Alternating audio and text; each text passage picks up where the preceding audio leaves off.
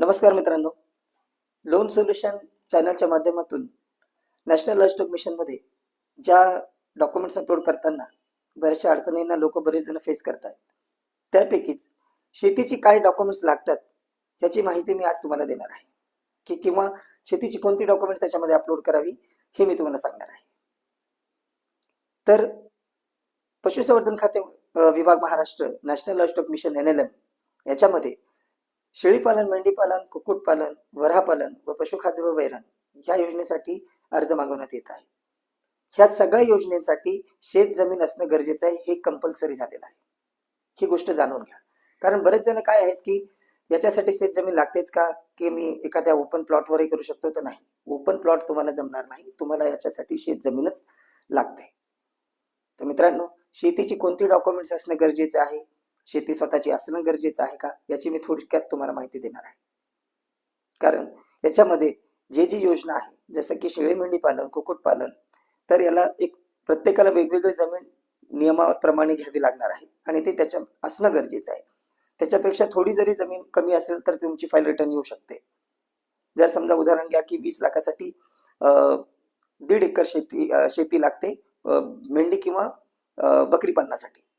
पण त्यावेळी जर तुम्ही 1.5 एकरच्या कमी जर शेती असेल तर तुमची फाईल रिटर्न येते की तुमची जमीन तेवढी नाही म्हणून. तर ह्या गोष्टीची पण काळजी घ्या. 1 गुंठा जरी कमी असेल तरी ती फाईल रिटर्न येणार. तर 100% तुम्हाला जेवढी जमीन आहे तेवढी जमीन तुम्हाला द्यावीच लागते त्या योजनेसाठी. काय होतं की एखादा म्हणतो की माझ्याकडे 1 एकर शेती आहे, मग अर्धा एकर तुम्ही घेऊ शकता, भाडे तत्वावरही घेऊ शकता. अर्धा एकर भाडे तत्वावर घ्या, 1 स्वतःचे, म्हणजेच 1.5 झाली. असं प्रत्येक युनिटसाठी जी शेती लागत आहे ना, त्या पद्धतीमध्ये तुम्ही हे शेती घेऊ शकता. जर 1 कोटीच्या युनिटसाठी म्हणजे 500 शेळ्या प्लस 25 बोकड याच्यासाठी 5.5 एकरची जमीन लागते. पण काही कारणानुसार समजा तुमच्याकडे 5च आहे तर तुम्ही अर्धा एकर भाडे तत्वावर घेऊ शकता. बरं, आता भाडे तत्वावर घेण्यासाठी पण वेगवेगळे नियम आहेत. पण कुणाकडनं तुम्ही भाडे तत्वावर घेऊ शकता हे पण सांगितलेलं आहे. तर मित्रांनो, शेतजमीन सगळ्यात महत्वाचा भाग आहे की जो कोणी ही योजना राबवणार आहे लाभार्थ्याला स्वतःची शेतजमीन असणं गरजेचं आहे. जर नसेल तर तो भाडे तत्वावरती आई वडील पत्नी यांच्याकडनं भाडे तत्वावर तो घेऊ शकतो. पण फक्त ज्याचा हा जो भाडे करार असणार आहे हा नोटराईज असेल. म्हणजेच 100 रुपये किंवा 500 रुपयाच्या बॉन्डवरती तुम्हाला हा करारनामा लिहायचा आहे की तुम्ही 15 वर्षासाठी ही शेतजमीन ह्या योजनेसाठी घेताय. योजनेचा प्रत्यक्ष उल्लेख त्याच्यामध्ये करणं गरजेचं आहे आणि घेणार आणि देणाऱ्याचं नातं त्याच्यामध्ये असणं गरजेचं आहे. हा नियम आहे. ह्या नियमानुसारच तुम्हाला असं डॉक्युमेंट्स तुम्हाला द्यावं लागणार आहे. बरं, आता काय म्हणेल की आई वडिलांना मी सख्या भावाकडनं घेतो किंवा बहिणीकडनं घेतो किंवा एखाद्या मित्राकडनं, कुणाकडनं किंवा बाजूच्या शेतावाल्याकडनं घेतो. घेऊ शकता, पण त्या ठिकाणी त्यावेळेस तुम्हाला त्यांच्याकडनं सख्या भावाकडून असो किंवा कोणी असो त्यांच्याकडून कुल मुक्तियार पत्र तुम्हाला करावं लागतं, म्हणजेच पॉवर ऑफ अटर्नी. पण याचा खर्चिक आहे, कारण तुम्हाला रजिस्ट्री ऑफिसमध्ये जाऊन त्याचा 15 वर्षासाठी करार करावा लागतो रजिस्टर्ड.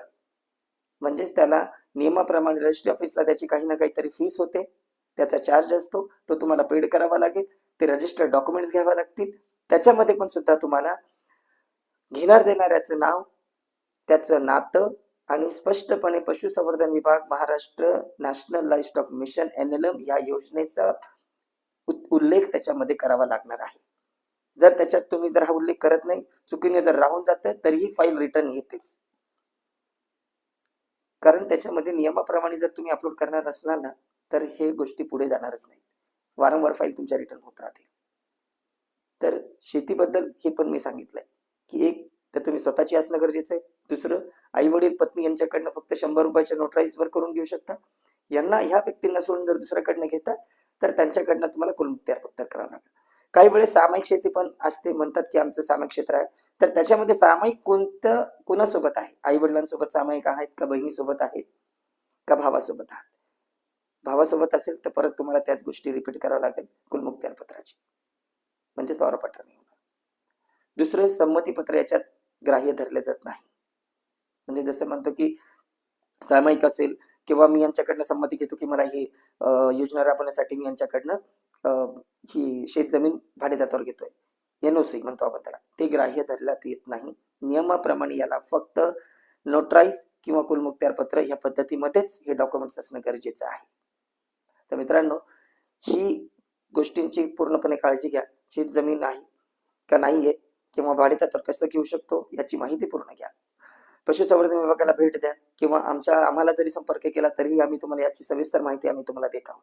माझ्या छोट्या छोट्या व्हिडिओमधून मी प्रत्येक छोट्या ज्या काही गोष्टींची अडचण आहे किंवा डॉक्युमेंट्स अपलोड करताना काय जे अडचणी येतात याची मी माहिती तुम्हाला प्रॉपर देणारच आहे किंवा देत आहे पण. तर मित्रांनो, हा जर माझा व्हिडिओ तुम्हाला आवडला असेल तर नक्कीच लाईक करा, शेअर करा, सबस्क्राईब करा आणि बेल आयकॉनला क्लिक करून माझ्या पुढच्या व्हिडिओची प्रतीक्षा करा. मी तुम्हाला ह्याच पद्धतीमध्ये ह्याच मार्गदर्शनासाठी तुम्हाला या योजनेची माहिती देईल. याच योजनेचा नसून तर पुढे अजून बऱ्याचशा जे काही शासनाच्या योजना आहे त्यांची पण मी माहिती तुम्हाला व्हिडिओच्या मार्फत देण्याचा प्रयत्न करणार आहे. धन्यवाद.